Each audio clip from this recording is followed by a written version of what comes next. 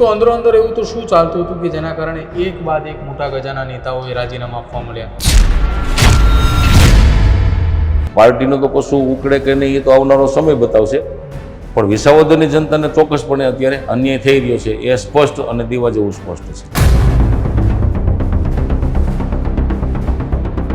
મારે કશું કહેવું તો એમના જે ઉપદ્રવી લોકો છે એ તરત માર્કેટમાં આવી જાય અને મનસે નીચે કોમેન્ટો આપવા, ગાલી ગલોચ. એ સવાલ કરવાવાળો માણસ પણ એમનો જ ગોઠવેલો હોય છે. પછી એમ કે આ તો ભાજપનો માણસ છે. કામગીરી અમે કરતા હોઈએ છીએ, સરકારમાંથી લાવતા હોઈએ છીએ અને પોતે જશ લેવા આવી જાય છે. પોતાની પાર્ટીને મોટી કરવામાં અમારી વિસાવદરની જનતાને 100% અન્યાય થાય છે. એ તો સમય બતાવશે.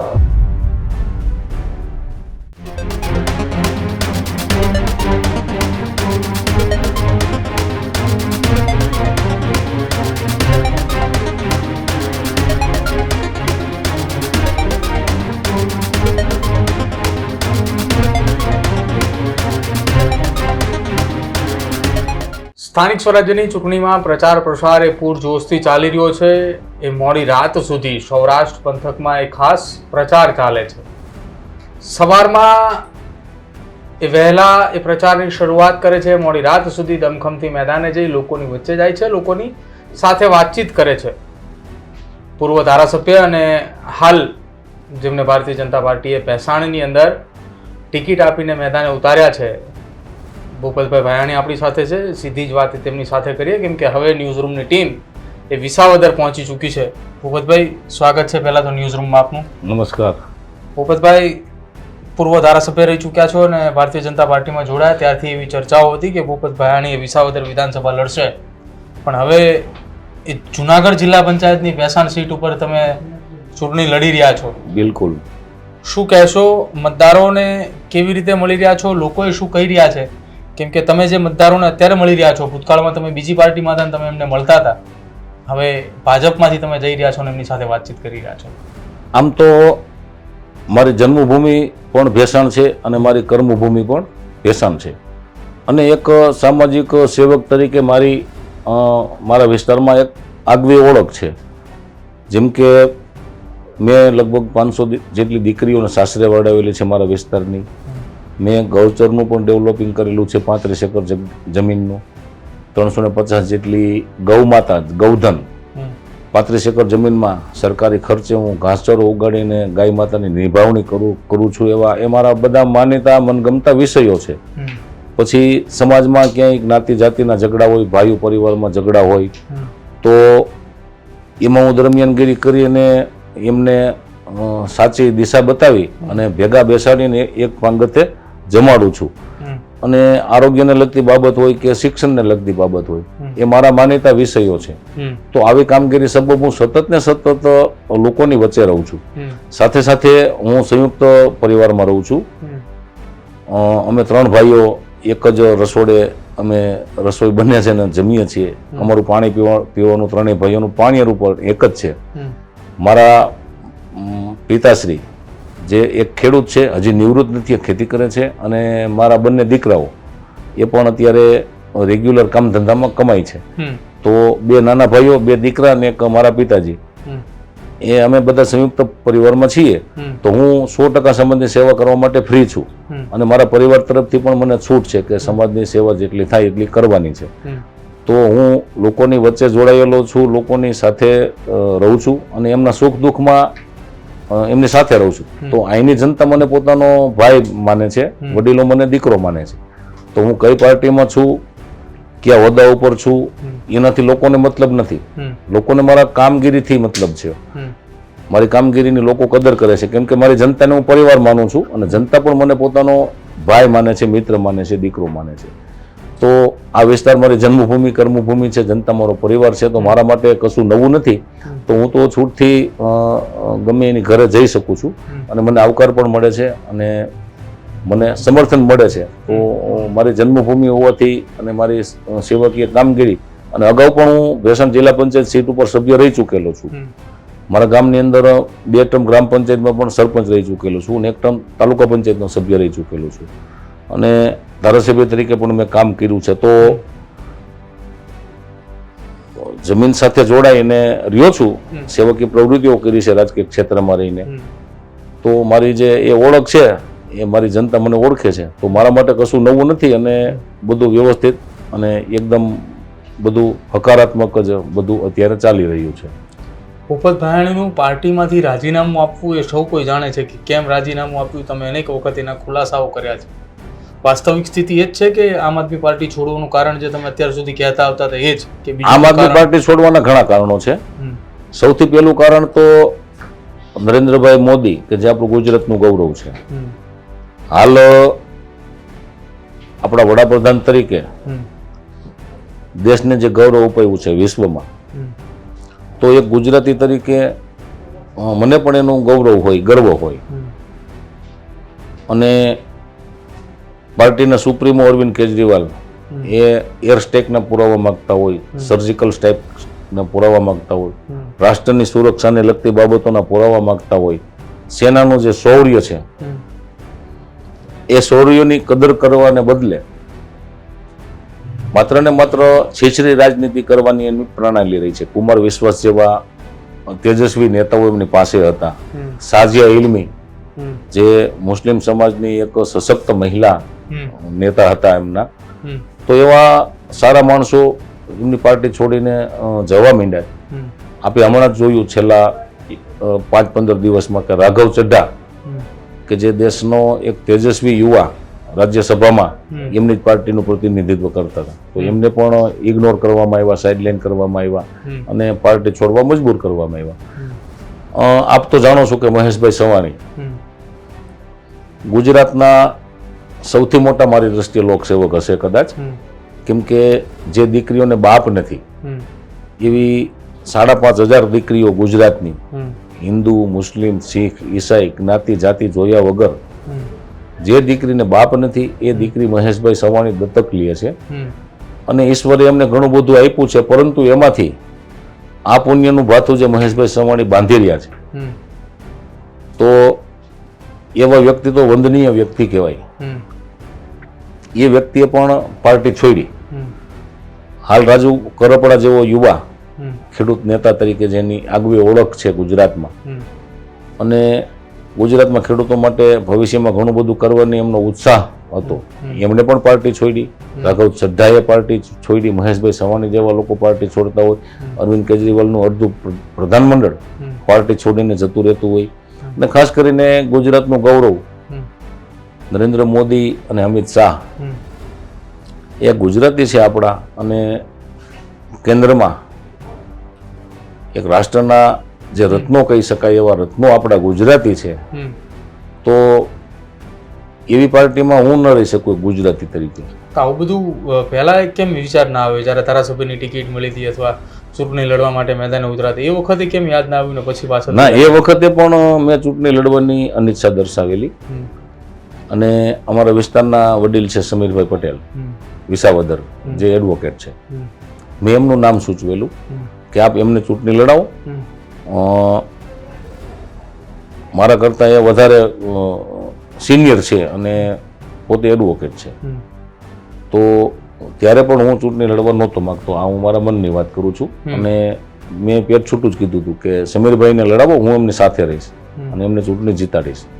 તો મારું ચૂંટણી લડવું અને પાછું ભારતીય જનતા પાર્ટીમાં આવવું એ એક આખી વિચારધારાની વાત હતી. અને હું જીતો અને ધારાસભ્ય બન્યો, મારી જનતાએ મને ધારાસભ્ય બનાવ્યો. પરંતુ એ પદની મને મહત્વાકાંક્ષા નથી. મારા માટે મારી જનતાનું કામ કેમ થાય, જનતાની જે વેદના છે એ દૂર કેમ થાય, મારા વિસ્તારના પ્રશ્નોનું સોલ્યુશન કેમ થાય, એવા મુદ્દાઓ મારા મગજમાં હોય છે. કેમ કે હું સામાન્ય પરિવારમાં જન્મો છું, ખેડૂત પરિવારમાં જન્મો છું. મેં મારી જિંદગીમાં મજૂરી પણ કરેલી છે, હીરા ઘસવાનું કામ કરતો. અને પંચાયતથી લઈ અને ધારાસભા, વિધાનસભા સુધી મેં લોકોનું પ્રતિનિધિત્વ ખુમારીથી આપ્યું છે. એ મારી ઓળખ છે, મારી જનતા મને સારી રીતે ઓળખે છે. તો ત્યારે કોઈ આવા મુદ્દાઓ નહોતા, પરંતુ એક ફરજના ભાગરૂપે જ હું ચૂંટણી લડ્યો હતો. કેમ કે સમીરભાઈ પટેલે લડવાની બિલકુલ ના પાડી. તો પછી મને એવું કહેવામાં આવ્યું પ્રદેશમાંથી કે આપ લડો, કાંઈ વાંધો નહીં, અને મારી સેવાઓ હતી, મારી કામગીરી હતી. તો પછી હું લડ્યો ચૂંટણી, પણ મારી મહત્વાકાંક્ષા નહોતી અને પાર્ટીનું વાતાવરણ મને ત્યારે પણ ફિટ નહોતું. આ મારા મનની વાતો આપને કરું છું, બિલકુલ સાચી વાત કરું છું.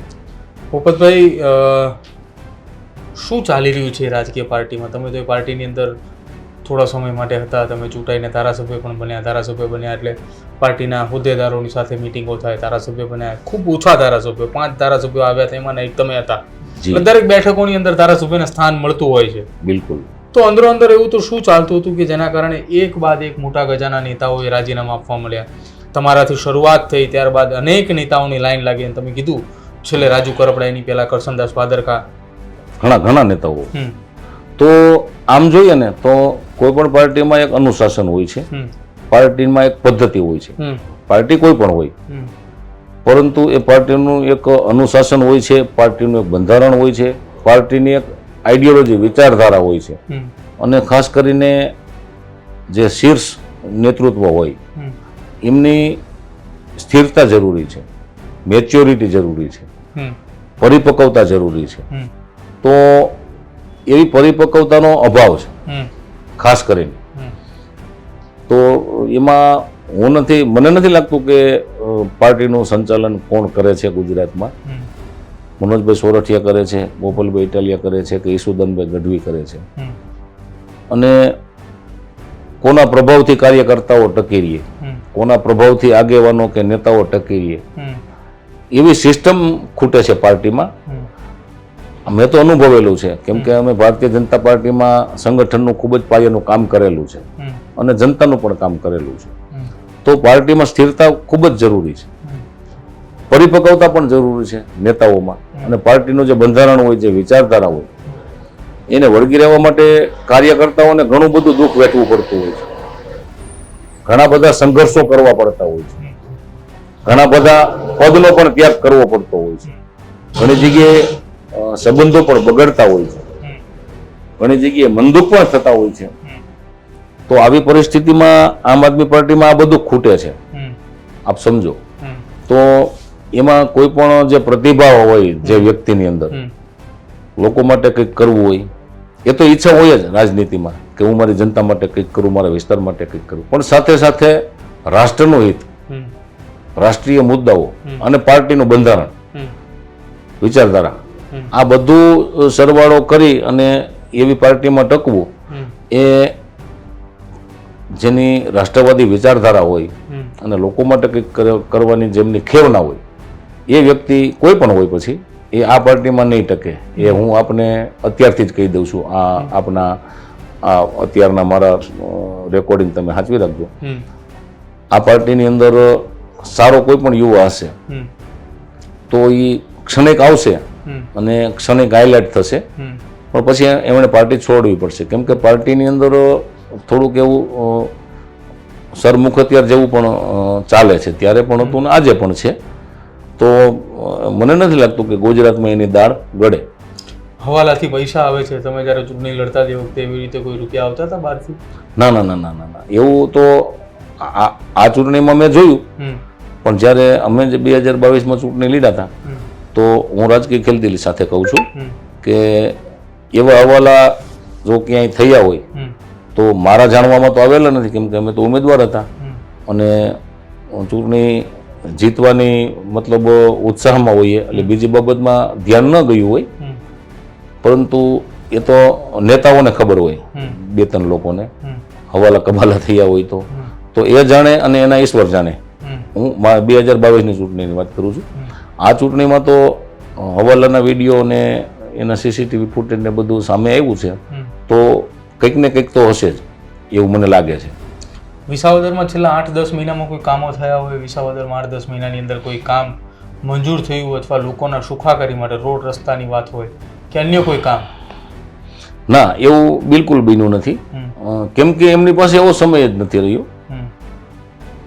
એમની પાર્ટીને જટ વ્યાપ વધારવો છે આખા રાજ્યમાં ફરીને, અને અંદરથી એમને એવું ફિલિંગ છે કે ભાઈ હું જો પાર્ટીમાં સર્વે સર્વા છું, મુખ્ય વિપક્ષ તરીકે ગુજરાતની જનતા મને જોવા માંડી છે, તો ભવિષ્યમાં એમની સરકાર બની જાય, પોતે મુખ્યમંત્રી બની જાય, હમ. એવા એમના સપનાઓ છે. હમ. અને એની લાઈમાં આખા ગુજરાતમાં ફરીને ગમે એવો વાણી વિલાસ કરે છે સરકારની વિરુદ્ધમાં, કે જે રાજકીય ખેલદિલી વિહોણો વિરોધ છે. વિરોધ રાજકીય ખેલદિલી સાથે કરવો જોઈએ. સરકારના જે મુદ્દાઓ છે હકારાત્મક, એ મુદ્દાઓની કદર કરવી જોઈએ. તમે વિરોધ કરો તો જનતા બધું જોતી હોય છે અને જનતાને બધી ખબર પણ હોય છે. તમે વિરોધ કરો તો રાજકીય ખેલદિલી વગરનો વિરોધ હશે તો જનતાને બધી ખબર હોય, તો જનતા એવી રીતના નહીં સ્વીકારે કોઈ નેતાને. અને ભાઈ શ્રી ગોપાલભાઈને તો સમજો કે પોતાને બધું અંકે કરી લેવું છે અને જટ બધે સ્થાનિક સ્વરાજ્યમાં પણ પગ કરી લેવો છે, જલ્દીથી સરકાર બનાવી લેવી છે, એવી એમની માનસિકતા છે. તો એવી માનસિકતાના કારણે વિસાવદરને અન્યાય થાય છે, કેમ કે પોતાનો સમય અન્ય જિલ્લાઓમાં બગાડે છે, સમગ્ર રાજ્યમાં પોતાનો સમય બગાડે છે. તો પાર્ટીનું તો કશું ઉકળે કે નહીં એ તો આવનારો સમય બતાવશે, પણ વિસાવદરની જનતાને ચોક્કસપણે અત્યારે અન્યાય થઈ રહ્યો છે એ સ્પષ્ટ અને દીવા જેવું સ્પષ્ટ છે. કોઈ કામ થયા નથી અને કોઈ કામ પોતે એવા દાવાઓ કરે છે એમના કાર્યકર્તાઓની મિટિંગોમાં કે અમે રજૂઆત કરી ના થયું, અમે રજૂઆત કરી ના થયું. નાના મોટા કોઈ રોડ રસ્તાના કામો શરૂ થયા હોય તો પોતે જશ લેવા માટે કહે છે બધું કે મેં કર્યું. તો સરકાર તો ભારતીય જનતા પાર્ટીની છે, ભારતીય જનતા પાર્ટીના જિલ્લાના સિનિયર નેતાઓ છે, અમે પણ પૂર્વ ધારાસભ્ય છીએ. તો કામગીરી અમે કરતા હોઈએ છીએ, સરકારમાંથી લાવતા હોઈએ છીએ અને પોતે જશ લેવા આવી જાય છે. માત્ર ને માત્ર સોશિયલ મીડિયામાં વિડીયો બનાવવો અને પોતાની પ્રાઇવેટ પ્રસિદ્ધિ કરવી, આવી એમની માનસિકતા રહી છે. અને ભારતીય જનતા પાર્ટીનો તો આપ જોજો, આપણે તેમના ઘણા ઇન્ટરવ્યુ પણ કરેલા છે. ભાજપ શબ્દ 10-15 વાર ન આવે એવું એનું કોઈ એમનું ઇન્ટરવ્યુ નહીં હોય, કોઈ પણ એનો સોશિયલ મીડિયાનો વિડીયો નહીં હોય. નાની મોટી બાબતમાં પણ ભાજપનું નામ લે. હવે હું આપને વાત કરું કે એમના ઘરે પોલીસ વોરંટ બજાવવા ગઈ, મહેસાણા કોર્ટનું વોરંટ, એ તો ન્યાયિક પ્રક્રિયા છે. બિલકુલ. પોતે ભલે ગમે ત્યાં ફરતા હોય પણ એક ધારાસભ્ય તરીકે પોલીસ પણ એમની રિસ્પેક્ટ કરતી હોય છે. તો એમના ઘરે વોરંટ બજાવવા જાય અને એવા વિડીયો બતાવે સમાજને, જનતાને, કે મારા ઘર પરિવારના સભ્યો સાથે પોલીસે અભદ્ર વર્તન કર્યું, એમાંય ભાજપનું નામ લે છે. તો ન્યાયિક પ્રક્રિયાને ભાજપને શું લેવા દેવા? એટલે રાજકીય ખેલદિલી નથી અને દરેક વાતમાં ભાજપનું નામ લેવું અને નકારાત્મક નામ લેવું એ એક એમને ટૂંકમાં એવી એક મનોવૈજ્ઞાનિક એમની દશા એવી થઈ છે કે ભાજપથી એમને ગમે અણગમો છે અને પોતાને સરકાર બનાવવાની લાઈમાં ગમે એવા વિરોધ કરે છે. પરંતુ ઘણા વર્ષો સુધી સંઘર્ષ કરે.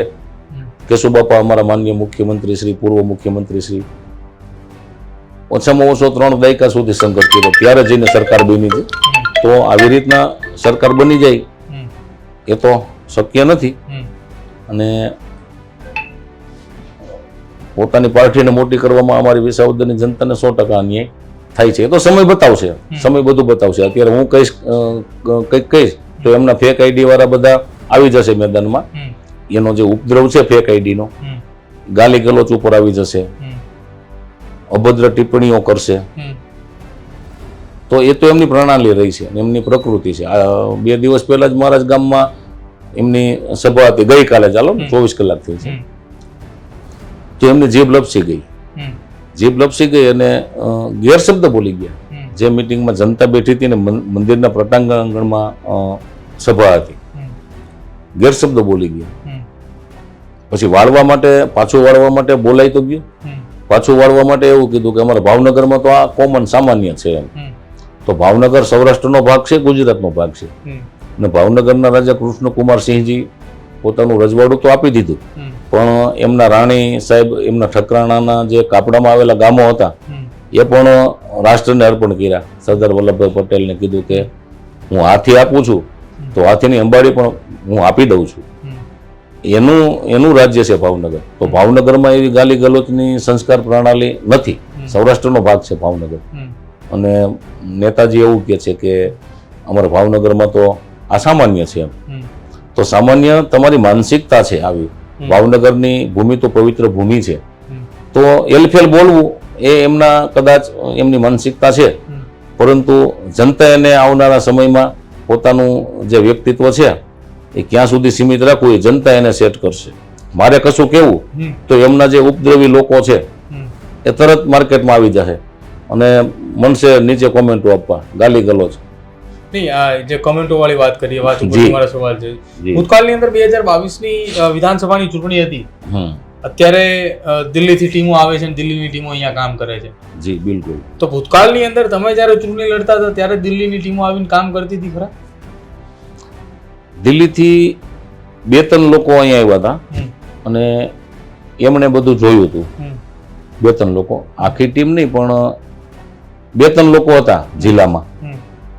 એટલે જે વિધાનસભામાં સારા નેતાઓ હતા મારી જેવા, એમાં થોડું વિશેષ ધ્યાન હતું, બાકી તો બધું આડેધડ હાલતું હતું. એટલે એ તો એની સિસ્ટમ જ છે કે દિલ્હીથી એમની ટીમ આવે અને અહીંયા બધું જોતી હોય છે. એ તો એ પાર્ટીની પ્રણાલી છે. એટલે એ વખતે પણ આવી રીતે સોશિયલ મીડિયાનો એનો ઉપયોગ થતો હતો. અત્યારે જે તમે વાત કરી રહ્યા છો બિલકુલ, કે કમેન્ટો મારે, ગાલી ગલોચ, ફેક આઈડી, અચ્છા, ઓરિજિનલ આઈડી માંથી નહીં આવે, હા, ફેક આઈડી થી બધું કરે છે. કેમ કે કશું કર્યા વગર સત્તા મેળવવી હોય તો ખોટું બોલવું પડે, ભ્રામક વાત કરવી પડે, જનતાને ગેરમાર્ગે દોરવી પડે, ખોટા મુદ્દાઓ ઊભા કરવા પડે. મુદ્દાઓ તો છે જ નહીં, સરકારની વિરુદ્ધમાં અન્ય મુદ્દાઓ છે જ નહીં. હાલ સરકાર ત્યાં સુધી કામ કર્યું છે કે છેવાડાનો કોઈ પણ માણસ હોય બીમાર પીડો, અગાઉની સરકારોમાં વાલી વસ્તુ વેચી નાખવી પડતી હતી, મકાન વેચવા પડતા હતા, જમીન મિલકત વેચવી પડતી હતી. આજે 10 લાખ રૂપિયા સુધીની બીમારી સરકાર ભોગવી લે છે. ખેડૂત આજે દિવસે પાણી વાળે છે. ટેકાના ભાવથી સરકાર મગફળી, તુવેર, ચણા વગેરે જણસીની ખરીદી કરે છે.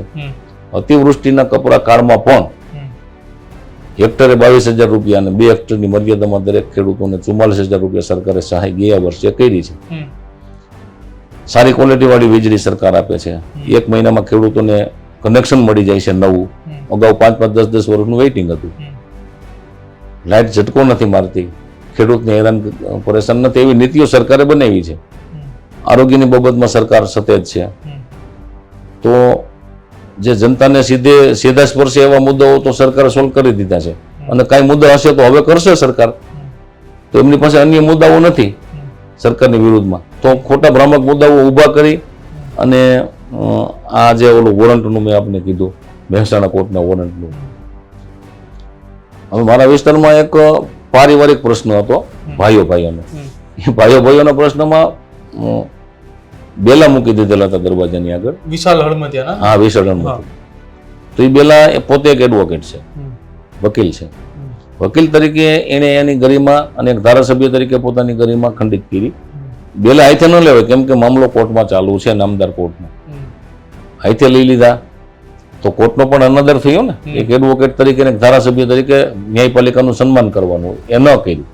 બીજે દિવસે એ પરિવારે પાછા બેલા ત્યાં મૂકી દીધા અને ચેલેન્જ આપી સોશિયલ મીડિયામાં, અને ન બોલવાના શબ્દો એમણે સાંભળ્યા.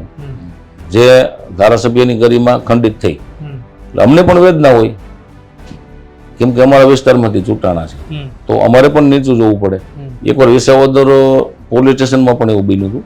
મહિલા પીઆઈ ની સાથે જીબાજોડી કરી અને પોતે મહિલા પીઆઈને એમ પૈગે લાગ્યા, આમ કે હું તમને પૈગે લાગુ, તમે આ કરો એમ. તો મહિલા પીઆઈની સામે એવું અભદ્ર વાણી વર્તન કર્યું અને ધારાસભ્યને ન છાજે આમ પૈગે લાગવું કોઈ મહિલા અધિકારીને, અને એવા વિડીયો બનાવવા અને સોશિયલ મીડિયામાં મૂકવા. આ સિવાય કશી એમની માનસિકતા છે જ નહીં. હું આજે હિંમતથી કહું છું, હું ઘણા ટાઈમથી સહન કરું, આજે હું હિંમતથી કહું છું કે આ વસ્તુ ખોટી છે, મારા વિસ્તારને આ વસ્તુ ભોગવવી પડે છે. તો મારો વિસ્તાર ધીમે ધીમે હવે અમે જાગૃત કરશું, કારણ કે અમારો જ પરિવાર છે. અમે નહીં કરીએ તો કોણ કરશે? સાચી દિશા જનતાને કોણ બતાવશે? અચ્છા ભૂપતભાઈ, એક સવાલ છે. પેટર્ન ચાલુ થઈ છે ગુજરાતની અંદર. પહેલા ગોપાલ ઇટાલિયાની સભામાં સવાલો થતા, ઈસુદાનની સભામાં સવાલો થતા, તો આરોપ લગાવવામાં આવતા હતા ભાજપ ઉપર, કે આ ભાજપના નેતા છે, ભાજપના ચૂંટાયેલા પ્રતિનિધિ છે, એમને સીધા સવાલ કરવા માટે મોકલે છે.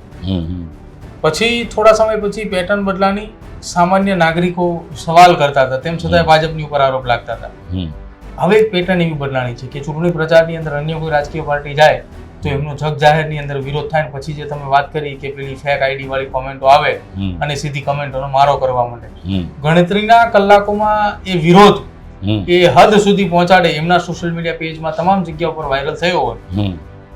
શું આવું ભૂતકાળમાં થતું હતું કે અત્યારે નવી પેટર્ન? ના થતું જ હતું. બધું ગોઠવેલું જ હોય છે.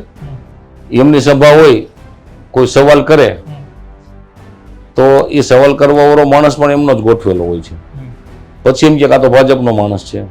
કોઈ જૂતું મારે તો એનો જ માણસ હોય છે. પછી જનતાની સમક્ષ એવું મૂકે કે ભાજપ વાળા જૂતું મરાવ્યું. બહુ જ બુદ્ધિપૂર્વક, ભ્રામક અને ખોટી દિશા, એ તો મેં જોયેલું છે. અને આ બધું એમનું ગોઠવેલું હોય છે પ્રસિદ્ધિ માટે. ખરેખર વાસ્તવિક રાજનીતિના ક્ષેત્રમાં રાજધર્મનું પાલન કરવું અને રાજકીય ખેલદિલી રાખવી તો જ તમે લાંબી ઇનિંગ ખેલી શકો. ભ્રામક વાતો, ખોટી વાતો અને બનાવટી વાતો તમે જનતાની સમક્ષ મૂકો તો આજ નહીં તો કાલ જનતાને ખબર પડી જ જવાની છે. તો આ એમની પ્રણાલી છે. તો એ બધું એમનું ગોઠવેલું હોય છે અને ઠીકરું બધું ભાજપ ઉપર ફોડવાનું. પહેલા ઈવીએમ ઉપર ઠીકરું ફોડતા. હવે ગુજરાતમાં તો ગુજરાતની જનતા તો બહુ જ સાણી જનતા છે. આ ગુજરાતે ગાંધી સરદાર આપ્યા છે, અદાણી અંબાણી આપ્યા છે, મોદી અને શાહ આપ્યા છે, મોરારજી દેસાઈ આપ્યા છે. આપણા ભારતના મોટા મોટા જેટલા વિભૂતિઓ છે, જે રત્નો છે, કે પછી ઉદ્યોગ જગતના પણ રત્નો હોય, જે તે ક્ષેત્રના રત્નો એ ગુજરાતે આપ્યા છે. આ ગુજરાતની જનતા આવી ભ્રામક વાતો કેવી રીતના સ્વીકારશે? ત્રીજો મોરચો ગુજરાતે ક્યારેય સ્વીકાર્યો નથી. આ તો કોંગ્રેસ નામશેષ થતી જાય છે, એને થોડો બેનિફિટ મળે છે. પરંતુ એમની જે સિસ્ટમ છે, જે પદ્ધતિ છે, એ પદ્ધતિ અમને લઈને ડૂબશે, એ હું આજે આપણા માધ્યમથી ચોખ્ખું કહું છું. અને આવનારા દિવસો આ બધું બતાવશે. એક છેલ્લો સવાલ તમને પૂછવો છે. વિસાવદરની જનતાને તમે એવું કહી રહ્યા છો કે આ મારી જનતા છે, હું વિસાવદરનો સેવક છું. વિસાવદરની જનતાએ છેલ્લા કેટલાય સમયથી સત્તાધારી પક્ષની સાથે નથી રહી. એ કોઈ પણ ચૂંટણી હોય હંમેશા વિપક્ષના નેતાને પસંદ કરે છે. લોકોની વચ્ચે જવાનું, લોકોને સમજાવવાનું, કેવી રીતે તમે લોકોની વચ્ચે જઈને તમે વાત મૂકશો તમારી કે નહીં હવે સત્તા પક્ષ સાથે જવું જોઈએ? ના, વિસાવદરની જનતા પ્રત્યે જે હાલ વાતો થાય છે કે સત્તાની વિમુખ હોય છે, વિપક્ષને ચૂંટાવે છે,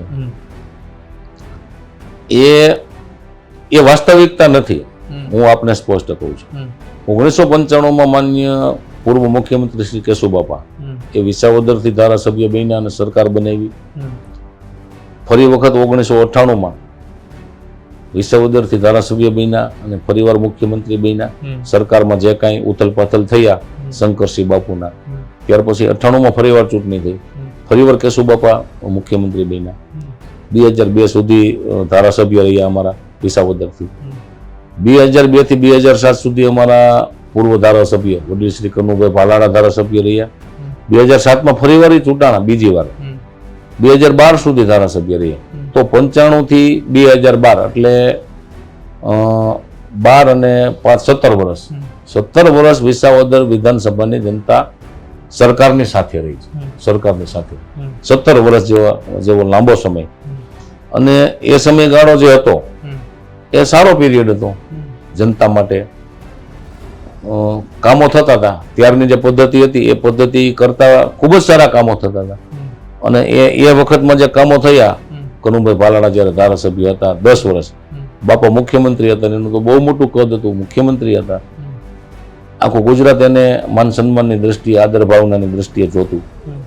તો એ જે પીરિયડ હતું અમારા માટે ગોલ્ડન પીરિયડ હતું. તો સત્તાની સાથે નહીં રહેવાના કારણો એવા હતા.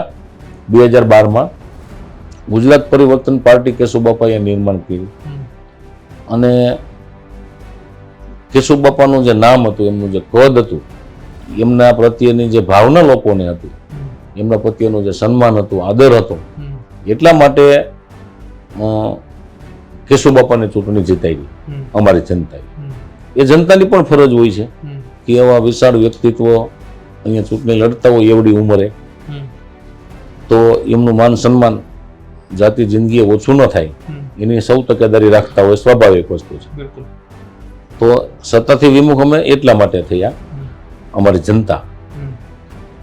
ત્યાર પછી પરિસ્થિતિ એવી બની કે એમના દીકરા નરેન્દ્રભાઈ જ્યારે લોકસભાની ચૂંટણી 2014 પાર્ટી એવું નક્કી કર્યું કે નરેન્દ્રભાઈ વડાપ્રધાન પદનો ચહેરો છે, તો ગુજરાતનો દીકરો વડાપ્રધાન બનતો હોય તો સૌની રીતે ત્યાગ કરવા જોઈએ, જે સમાધાન કરવા પડે એ કરવા જોઈએ, નૈતિકતાના ધોરણે, ગૌરવને દ્રષ્ટિએ. તો કેશુબાપાએ પણ મોટું મન રાખીને એ નિર્ણય કર્યો અને પોતે ભારતીય જનતા પાર્ટીમાં એમના દીકરાને મોકલ્યા. તો એ ન જીતી શક્યા અને અમારા સ્થાનિક આગેવાન હર્ષદભાઈ રીબડિયા કોંગ્રેસમાંથી જીત્યા. ત્યારથી અમે સત્તાની વિમુખ થયા છીએ, સમજો. ત્યાર પછી ઘટનાક્રમ જ એવો આવેલો છે કે વિપક્ષના ધારાસભ્ય ચૂંટાય છે, પરંતુ એનો મતલબ એવો નથી કે અમારી જનતા સરકારની વિરુદ્ધમાં છે. સમીકરણ એવા બને છે જેના કારણે વિપક્ષનો ધારાસભ્ય ચૂંટાય છે. આવનારા ભવિષ્યમાં સમીકરણ વ્યવસ્થિત સેટ થઈ જશે 27માં, તો 27માં પણ વિધાનસભા અમારી ભારતીય જનતા પાર્ટીનો ધારાસભ્ય ચૂંટાઈ જાય એની પણ ગેરંટી છે, બિલકુલ ગેરંટી છે. આભાર ભૂપતભાઈ, વાતચીત કરવા બદલ અને ચૂંટણી પ્રચાર પ્રસારની વચ્ચેથી સમય આપવા બદલ. કેમ કે અત્યારે સમય ખૂબ ઓછો છે ને આપ એ ઓછા સમયમાં પ્રચાર કરી રહ્યા છો. તો વિસાવદર વિસ્તારની અંદર ન્યૂઝરૂમની ટીમ પહોંચી છે, અલગ અલગ વિસ્તારોની અંદર મુલાકાત લઈ રહી છે, ઉમેદવારો સાથે ચર્ચા કરી રહી છે. અને કેમ એ વિસાવદર કે જેમણે એક મુખ્યમંત્રી આપ્યા સ્વર્ગસ્થ કેશુબાપાની આ ભૂમિ, અને ત્યાં છેલ્લા 2012થી 14થી સતત સત્તા પક્ષની સામે જઈને અહીંયા આ વિસ્તારની જનતા એ ધારાસભ્ય ચૂંટીને લાવે છે, અને એ પરિસ્થિતિ આજે પણ જોવા મળી છે. જોવાનું રહેશે વિસાવદરના લોકો, ભેસાણના લોકો એ આ વખતે સ્થાનિક સ્વરાજ્યની ચૂંટણીમાં કઈ તરફ જાય છે. 28 તારીખે ઈવીએમના જ્યારે એ તમામ આંકડાઓ સામે આવશે ત્યારે ગુજરાતની જનતાએ નક્કી કરશે કે ભેસાણની અંદર કોણ આવે છે, વિસાવદરમાં કોણ આવે છે, જિલ્લા અને તાલુકા પંચાયતની અંદર કોણ જીતે છે, અને જે ત્રિપાંખીયો જંગ અહીંયા જોવા મળી રહ્યો છે એ ત્રિપાંખીયા જંગમાં કોણ બાજી મારે છે.